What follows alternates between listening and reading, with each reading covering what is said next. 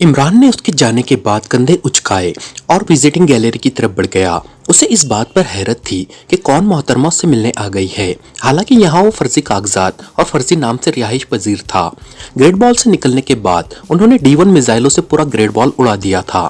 Great ball के अंदर भी चूंकि इंतहाई ताकतवर असले का जखीरा मौजूद था, इसलिए D1 मिसाइलों के फायर होने के बाद ग्रेट बॉल के पुर्जे उड़ गए। इमरान स्पेशल आबदोस के जरिए वहां से वापस पलटा। रास्ते में उसने रोनाल्ड से हेडक्वार्टर के मुतालिक पूछ-गुछ करना चाही, लेकिन रोनाल्ड शायद दिल का मरीज था। वो बगैर कुछ बता ही मर गया। गो इमरान को आर्शिया जजीरे पर प्रोफेसर की चेकिंग मशीन से तो ये मालूम हो गया था कि वाटर पावर का हेडक्वार्टर बहरे मुंजमिद शुमाली के सबसे बालाई हिस्से ग्रूटलैंड में है। वो दरअसल रोनाल्ड से उसका सही महल वकू मालूम करना चाहता था, क्योंकि जिस इलाके को ग्रूटलैंड कहा जाता था वो बेहद वसी व अरीज था, और वो ऐसी जगह थी जहां सिवाय बर्फ के और कुछ न था। उसके साथ साथ सर्दी भी जाहिर है अपने पूरे जोबन पर होती थी। ये ऐसा इलाका था जहां एस्किमो भी ना रहते थे, क्योंकि वहां नॉर्मल हालात में इंसानी जिंदगी की बका नामुमकिन थी। सिर्फ साइंसी तहकीकात के लिए प्रोजेक्ट बनाए जाते थे और उनके लिए भी खुसूसी इंतजामात किए जाते थे। ग्रूटलैंड में हेडक्वार्टर की मौजूदगी का मतलब था कि लाजमन इसे जेरे बर्फ बनाया गया होगा, और बाकी हिफाजती इंतजामात तो एक तरफ, वहां किसी का वैसे भी पहुंचना नामुमकिन था। इसलिए ये वाकई किसी भी ऐसी तंजीम के लिए महफूज तरीन इलाका था। ये बात दुरुस्त थी कि ऐसी जगहों पर हेडक्वार्टर बनाने का मतलब दुनिया की आधी दौलत खर्च करना था, लेकिन इमरान जानता था कि यहूदी किस कदर दौलतमंद कौम है, और फिर यहूदी सल्तनत के क़याम के लिए तो वो अपनी आखिरी पाई तक देने के लिए तैयार हो सकते थे। उसे अंदाजा था कि ग्रेट बॉल के मंसूबे पर इस कदर दौलत खर्च आई होगी कि शायद ग्रूटलैंड में हेडक्वार्टर बनाने पर भी इतनी रकम खर्च ना आई हो। चुनांचे उसने यही फैसला किया कि वो उस आबदोस के जरिए सफर करता हुआ बहरे अरब से नहर स्विस को क्रॉस करता हुआ बहरे रोम पहुंचेगा, और फिर बहरे रोम से वो ग्रूटलैंड के करीब से निकलता हुआ आइसलैंड और फिर ऊपर बहरे मुंजमिद शुमाली में दाखिल हो जाएगा। आबदोस वाकई इस अंदाज की बनाई गई थी और उसमें ऐसे ऐसे इंतजामात थे कि इमरान को यकीन हो गया था कि ग्रूटलैंड में वाकई वाटर पावर का हेडक्वार्टर से दुनिया का राब्ता ऐसे ही आबदोसों से मुमकिन हो सकता है। और फिर सबसे अच्छी बात यह थी कि ये स्पेशल आबदोस एटमी बैटरियों से चलती थी, इसलिए बगैर कहीं नमूदार हुए वो इंतहाई तेज रफ्तारी से ग्रूटलैंड की तरफ सफर कर सकते थे। लेकिन जब आबदोस बहरे रोम में पहुंची तो अचानक उसकी मशीनरी जाम हो गई। इमरान ने उसे हरकत में लाने की बेहद कोशिश की, लेकिन उसने ना चलना था ना चली। तब इमरान ने शक पड़ने पर एटमी बैटरियों की चेकिंग की। तब उसे मालूम हुआ कि बैटरियां मुकम्मल तौर पर डिस्चार्ज हो चुकी थी। जाहिर है उसके बाद आबदोस के हरकत में आने का कोई जवाज ही बाकी ना रहा था। चुनांचे इमरान ने आबदोस में मौजूद डायनामिट को उसमें फिट किया, और फिर डायम बम में वक्त लगाकर वो गोताखोरी के लिबास पहने समंदर की सतह पर पहुंच गए। वो खुले समंदर में थे, इसलिए बुरी तरह फंस गए थे, क्योंकि खाली तैरते हुए तो वो समंदर में तवील फासला तय न कर सकते थे। लेकिन फिर उनकी खुशकिस्मती की एक मछलियां पकड़ने वाला ट्रॉलर उन्हें नजर आ गया, और इमरान ने जब उन्हें बताया। दोस्तों, ब्लैक पागोस का सिलसिला जारी रहेगा, लेकिन उससे पहले अगर आप हमारे चैनल पर नए हैं या अब तक आपने हमारे चैनल को सब्सक्राइब नहीं किया है तो चैनल को सब्सक्राइब करें और वीडियो को लाइक ज़रूर करें। शुक्रिया। कि वो बैनुल अक़वामी इदारे के आदमी है, और गोताखोरी के लिबासों में अचानक खराबी पैदा हो जाने की वजह से उन्हें वक्त से पहले सतह पर आना पड़ा है, जबकि उन्हें लेने के लिए लॉन्च अभी देर से आएगी। तो ट्रॉलर वालों ने उन्हें साहिल तक पहुंचाने की हामी भर ली, और तब इमरान को पता चला कि वो अताली की बंदरगाह कारसीगा के नज़दीक मौजूद हैं। वैसे इमरान ट्रॉलर वालों की कौमियत देखकर ही समझ गया था कि उन लोगों का ताल्लुक अताली से है, इसलिए उसने अपने और अपने साथियों का ताल्लुक बैनुल अक़वामी इदारे से बताया था, ताकि उन्हें शक न पड़ सके कि यहाँ ये एशियाई मर्द और स्विस औरत क्यों मौजूद हैं। वैसे जूलिया की मौजूदगी का ये फायदा हुआ था कि ट्रॉलर वालों को उनकी इस बात पर यकीन आ गया था कि उनका ताल्लुक बैनुल अक़वामी इदारे से है। जाहिर है बैनुल अक़वामी इदारे में मुख्तलिफ कौमियतों के लोग इकट्ठे काम करते हैं। आबदोस के तबाह होने के बाद इमरान को लामहला अपने मंसूबे में तब्दीली लानी पड़ी, और अब उसके सिवा और कोई चारा कार ना रहा था कि वो बाकायदा हिफाजती इंतजामात के बाद ग्रूटलैंड पहुंचे। इसके लिए एक्रीमिया जाना बेहद ज़रूरी था, क्योंकि उसे मालूम था कि वहाँ एक बैनुल अक़वामी फर्म जिसका नाम डबलर था ऐसा सामान तैयार करती है जो ग्रूटलैंड में जाने और वहाँ की सर्दी बर्दाश्त करने के लिए ज़रूरी है। उसने अताली में एक दोस्त की मदद से अपने कैप्टन शकील, सफदर और तनवीर के फर्जी नामों से कागजात तैयार कराए, और फिर उसने पाकिस्तान में ब्लैक ज़ीरो को फ़ोन करके सारी सूरत हाल बताई और उसे कहा कि वो जूलिया, सिद्दीकी, खावर, नुमानी और चौहान को वापस बुला ले। क्योंकि ग्रूटलैंड में ज्यादा भीड़ भाड़ मसाइल पैदा कर सकती थी। जूलिया को शायद वो वापस ना भिजवाता, लेकिन वो जानता था कि ग्रूटलैंड में इंतहाई कठिन हालात से नबर्द आजमा होना पड़ेगा और जूलिया शायद इस कदर सख्त मौसम को बर्दाश्त ना कर सके। क्योंकि बहरहाल वो सिनफ नाजुक थी, इसलिए उसने जूलिया को भी वापस बुलवाने का कह दिया था और फिर X2 की कॉल ने वाकई उन्हें वापस जाने पर मजबूर कर दिया। उसके बाद वो बाकी साथियों के हमरा एक्रीमिया पहुंचा और चूंकि डबलर नामी फर्म एक्रीमिया की एक रियासत सेंट लॉस में कारोबार करती थी, इसलिए इमरान सीधा यहाँ पहुंचा था।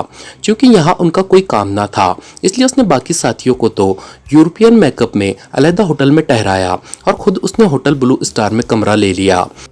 वो खुद एशियाई मेकअप में ही रहा। डबलर को उसने ज़रूरी सामान का ऑर्डर दिया और उन्हें भी उसने अक़वाम मुत्तहिदा के एक तहकीकाती इदारे के जाली कागजात देकर इस बात पर रजामंद किया था कि वो खुसूसी सामान उसे मुहैया करे। सामान की तैयारी के लिए फर्म ने एक हफ्ते की मोहलत ली थी और अब ये एक हफ्ता उसके पास फारिग था और वो अब फर्म से वापस अपने होटल आया था। रास्ते में वो यही प्रोग्राम बनाता आया था कि इस एक हफ्ते में वो खूब दिल भरकर तफरी करेगा, लेकिन यहाँ होटल पहुँचते ही उसे किसी मोहतरमा की आमद की इत्तला मिली तो वो हैरान रह गया, क्योंकि यहाँ वो किसी ऐसी मोहतरमा से वाकिफ ना था जो उसके इस फर्जी नाम से वाकिफ हो। उसने अपने आप को एशियाई साइंसदान जाहिर किया था जो ग्रूटलैंड में अक़वाम मुत्तहिदा के एक साइंसी प्रोजेक्ट का इंचार्ज था, जबकि उसके साथी भी कागजात के लिहाज से साइंसदान ही थे और उनका ताल्लुक यूरोप से था। विजिटिंग गैलरी में छोटे छोटे आरामदाह कैबिन्स बने हुए थे। होटल के रिहायशी अगर किसी से अपने कमरे में मुलाकात ना करना चाहते तो उसके लिए उन्हें विजिटिंग गैलरी में सहूलत मुहैया की जाती थी। हर कैबिन के बाहर नंबर लगे हुए थे। इमरान नंबर देखता हुआ आगे बढ़ता गया और फिर 12 नंबर कैबिन के सामने वो रुक गया। कैबिन का दरवाजा खुला हुआ था और उस पर इंतहाई कीमती पर्दा लहरा रहा था। क्या मैं अंदर आ सकता हूँ? मेरा मतलब है कोई पर्दादार तो नहीं है अंदर? इमरान ने बड़े झिझके हुए लहजे में कहा। कम इन प्लीज, अंदर से एक मुतरन्नम निस्वानी आवाज सुनाई दी और इमरान का हाथ बेइख्तियार सर पर पहुंच गया। आवाज का लोच और तरहन्नुम बता रहा था कि जिसे सुपरवाइजर मोहतरमा जैसे बूढ़े लकब से नवाज रहा था वो किसी कॉलेज की तालिबा है। इमरान ने इस तरह पर्दा हटाया जैसे किसी गैर के घर में चोरी छुपे दाखिल हो रहा हो। पर्दा हटते ही जैसे ही उसकी नजरें सामने बैठी हुई लड़की पर पड़ी, उसने वाकई घबराकर पर्दा छोड़ दिया और इस तरह बिदक कर 2 कदम पीछे हट गया जैसे अंदर उसे कोई जहरीला सांप नजर आ गया हो। आप बाहर क्यों चले गए? तशरीफ लाइए, मैं तो काफी देर से आपका इंतजार कर रही हूँ। उसी लम्हे पर्दा हटाकर अंदर मौजूद लड़की ने बाहर निकलते हुए कहा और इमरान की आंखें बेख्तियार झुक गई। उसके चेहरे पर इस तरह शर्म के आसार नमूदार हो गए जैसे किसी ठेठ मशरिकी लड़की पर सरबाजार आवाजा कस दिया गया हो। मम्मा लिबास तो पहन लीजिए, इमरान ने उसी तरह नजरें झुकाए हुए इंतहाई शर्मीले लहजे में कहा। लिबास? क्या मतलब? मैंने लिबास तो पहना हुआ है, लेकिन ये आपको क्या हो गया है? लड़की की हैरत भरी आवाज सुनाई दी। मुझे शर्म आ रही है, इमरान ने गड़बड़ाए हुए लहजे में कहा और लड़की बेइख्तियार खिलखिलाकर हंस पड़ी। उसने इमरान का बाजू पकड़ा और फिर उसे इस तरह घसीटती हुई कैबिन में ले गई जैसे किसी नालायक बच्चे को जबरदस्ती स्कूल ले जाया जा रहा हो।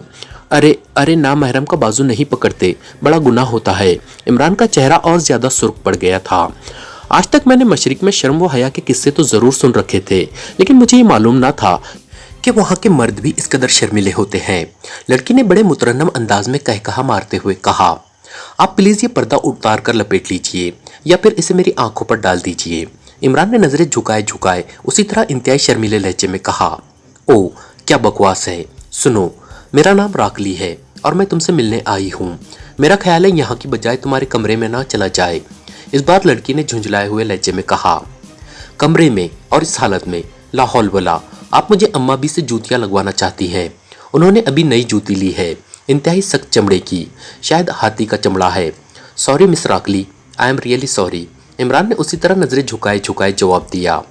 तो मिस राकली होंठ काटती हुई उठी। उसने एक झटके से कैबिन के दरवाजे पर पड़ा हुआ पर्दा खींचा और फिर उसे अपने जिस्म के गिर्द लपेट लिया। लो, अब मैंने पर्दा लपेट लिया है, मिस राकली ने मुंह बनाते हुए कहा और इमरान ने पहले तो जरा सी नजरें उठाकर उसकी तरह देखा जैसे किसी को चोरी चोरी देख रहा हो। फिर एक झटके से वो सीधा होकर बैठ गया। शुक्रिया मिस राकली, दरअसल बगैर लिबास के किसी को देखकर मुझे यूं महसूस होता है जैसे मैं किसी छिपकली को देख रहा हूँ। बड़ी कराहत आती है, आप यकीन करें। हमारे यहाँ तो जिस घर में जवान लड़के हो वहाँ गाय भैंसों को भी लिबास पहनाया जाता है। इमरान ने मुंह बनाते हुए कहा और मिस राकली एक बार फिर खिलखिलाकर हंस पड़ी। वाकई मशरिक अजीब है, यहाँ तो अगर लड़कियां भारी लिबास पहन ले तो उनकी तरफ आंख उठाकर भी कोई नहीं देखता। मिस राकली ने हंसते हुए कहा। उसने दरअसल कुछ ऐसा लिबास पहन रखा था कि वो तकरीबन उरिया नजर आ रही थी। गो आमतौर पर एक्रिया में ऐसा लिबास सिर्फ साहिल पर सनबाद की गर्ज से पहना जाता था, लेकिन अगर कोई शहरों में भी पहन ले तो किसी को कोई ऐतराज ना होता था। इसलिए तो मेरी आंखें भी ना उठ रही थी, क्योंकि आपने अपने वजन से हल्का लिबास पहना हुआ है, इसलिए लिबास की बजाय मेरी आंखों पर आपका वजन पड़ गया था।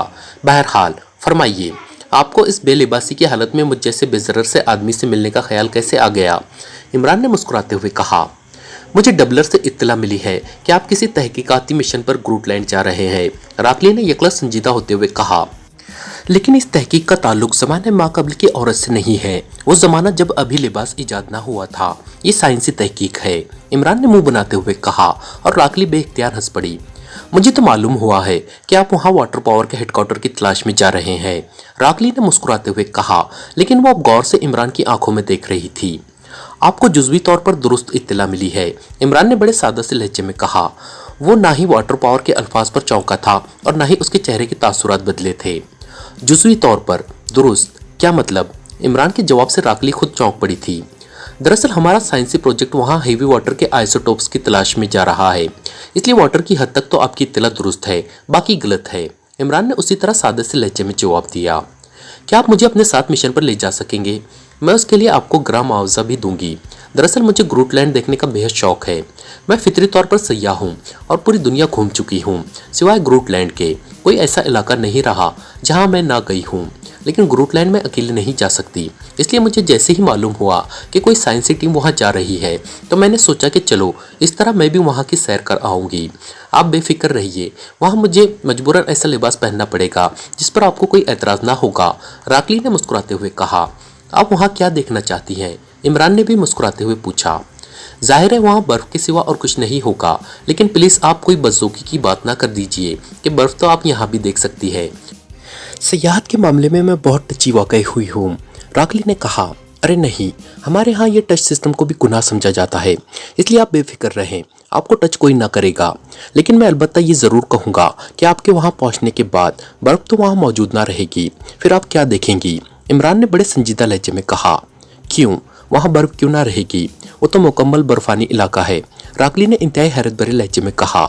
वो तो आपके हुस्न की गर्मी से पिघल जाएगी, इमरान ने बड़े मासूम से लहजे में कहा। तो राकली बेख्तियार खिलखिलाकर हंस पड़ी।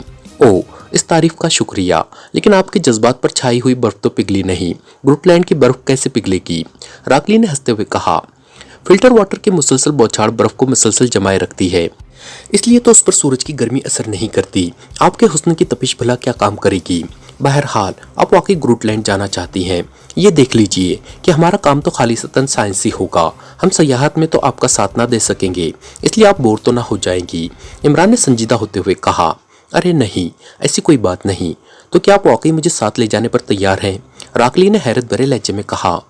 मुझे क्या एतराज़ हो सकता है, बस दो शर्तें हैं। एक तो ये कि वहाँ के लिए मखसूस लिबास और खुराक और आने जाने का किराया आप खुद अदा करेंगी।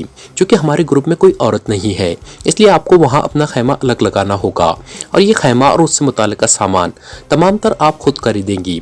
मखसूस ऑटोमेटिक गाड़ी जो बर्फ़ पर चलती है उसका इंतज़ाम भी आपको खुद करना होगा। ये तो हुई पहली बात। दूसरी बात ये कि आप अपने कागजात वगैरह मुझे दें, मैं इन्हें अपने इदारे के पास भेजूंगा। वहाँ से इजाज़त मिलने के बाद ही आप साथ जा सकेंगी। इस बारे में ज़्यादा तशवीश की ज़रूरत नहीं है, ये एक रस्मी कार्रवाई होगी। मेरी तस्दीक पर ही उन्होंने इजाज़त दे देनी है, लेकिन ये है ज़रूरी क्योंकि बहरहाल ये एक बैनुल अक़वामी साइंसी प्रोजेक्ट है, इसीलिए फ़ाइल में आपके कागजात मौजूद होने चाहिए, इमरान ने बड़ी संजीदगी से जवाब देते हुए कहा। ठीक है, शुक्रिया, मैं फिर कल आऊँगी और आपको कागजात दे जाऊँगी। अभी मुझे डबलर वालों से मिलकर ये भी मालूम करना है कि मेरे इस टूर पर कितने अखराजात आएंगे। बहरहाल आपका बेहद शुक्रिया कि आपने चिड़चिड़ेपन का मुजाहरा नहीं किया, राकली ने कहा और उठकर खड़ी हो गई। प्लीज़ मुझे नज़रें झुका लेने दीजिए, फिर ये पर्दा हटाना, इमरान ने उसके उठते ही बौखलाए हुए अंदाज में कहा और उसके साथ ही उसने मुंह दूसरी तरफ फेर लिया। राकली कहकहा मारकर हंस पड़ी और फिर पर्दा वहीं फेंक कर वो कैबिन का दरवाज़ा खोलकर बाहर निकल गई। या अल्लाह, तू गफूरुर रहीम है, कोई नादानिस्ता नज़र पड़ गई हो तो माफ़ कर देना। इमरान ने उसके बाहर जाते ही दोनों हाथ उठाकर बाकायदा कान पकड़ते हुए कहा और फिर मुड़कर उसने कुर्सी पर पड़ा हुआ पर्दा उठाया, उसे दरवाजे पर दोबारा एडजस्ट किया और कैबिन से बाहर आ गया। विजिटिंग गैलरी से निकलकर वो इत्मीनान से चलता हुआ लिफ्ट की तरफ बढ़ा और थोड़ी देर बाद वो होटल की चौथी मंजिल पर मौजूद अपने कमरे में पहुंच चुका था। कमरे का दरवाजा बंद करके वो मुड़ा और उसकी तेज नजरें कमरे का जायजा लेने लगी। उसके लबों पर तंजिया मुस्कुराहट तैर रही थी क्योंकि उसने कमरे की तलाशी का एक पॉइंट चेक कर लिया था। वो कमरे की तलाशी लेने के बाद उसे वाकई दोबारा इस तरह एडजस्ट कर दिया गया था कि अगर इमरान तेज नजरों से बाकायदा जायजा ना लेता तो उसे कभी महसूस ना होता कि तलाशी ली गई है। लेकिन बेड के साथ मौजूद मेज पर पड़े हुए एस्ट्रे की मौजूदगी बता रही थी कि तलाशी ली गई है, क्योंकि इमरान की आदत थी कि वो मेज पर एस्ट्रे बर्दाश्त ना करता था। वो हमेशा उसे उठाकर मेज के नीचे रख दिया करता था, लेकिन अब ये मेज के ऊपर पड़ा था। इसका मतलब था कि जो कोई भी कमरे में आया है तलाशी के बाद उसे शायद ये ख्याल आया होगा कि एस्ट्रे तलाशी के दौरान नीचे गिर गया है, इसलिए उसने उसे उठाकर ऊपर रख दिया था, वरना और किसी भी लिहाज से ये महसूस ना होता था कि तलाशी ली गई है। कमरे में मौजूद रद्दी की टोकरी में उस कागज के पुर्जे मौजूद थे जो उसने साइंसी सामान की लिस्ट बनाने के सिलसिले में पहले अंदाजे से लिखे थे, फिर उन्हें बाकायदा तरतीब देकर दूसरे कागज पर लिखा और फिर यह कागज फाड़कर रद्दी की टोकरी में फेंक दिया था। अगर एस्ट्रे सफाई करने वाली औरत आकर ऊपर रखती तो लाजमन रद्दी की टोकरी खाली पड़ी होती। इमरान की पेशानी पर लकीरें नमूदार हो गई क्योंकि तलाशी का अंदाज बता रहा था कि तलाशी लेने वाले इंतहाई तरबियत याफ्ता लोग हैं, वरना आम मुजरिम चाहे किस कदर भी एहतियात से काम ले, इस कदर माहिराना अंदाज में सामान दोबारा एडजस्ट ना कर सकता था। इमरान कालीन पर चलता हुआ आगे बढ़ा और उसने अपने कोट की सामने वाली छोटी जेब से एक कलम निकाला और उसको इस तरह खोलने लगा जैसे रोशनाई भरने के लिए उसे खोला जाता है, और फिर अंदर से एक छोटी सी पत्ती बरामद करके उसने कलम को तो मेज पर रखा और पत्ती लेकर वो उसे कमरे में दीवारों के साथ साथ लगाने लगा।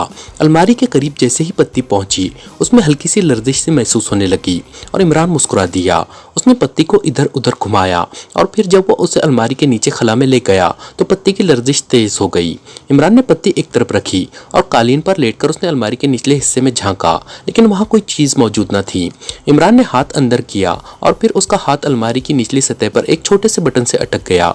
उसने एक झटके से वो बटन बाहर निकाल लिया।